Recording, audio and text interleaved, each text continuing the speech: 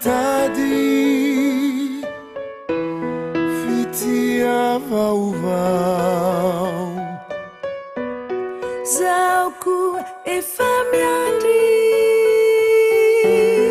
mbimasoavy aminao, mba manantena mafy niaraka aminao.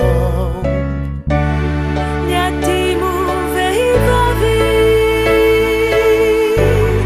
ka miandry no azo atao.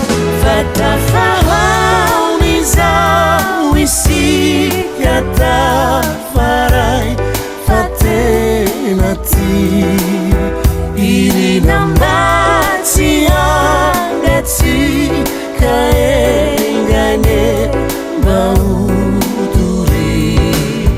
Fatafahaony zao isika tafaray fa tena ty irina mba tsy angatsika engane mba hotory.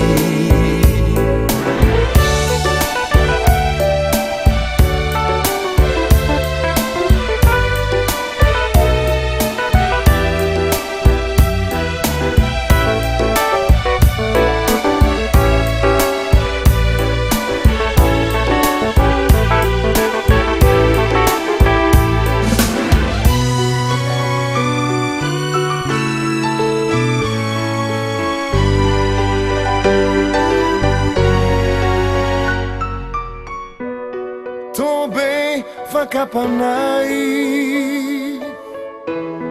ny fiainanay ety. Izaho tsy manahy matoky ilay fity. Arasendraka tomany fa mafiny manjo.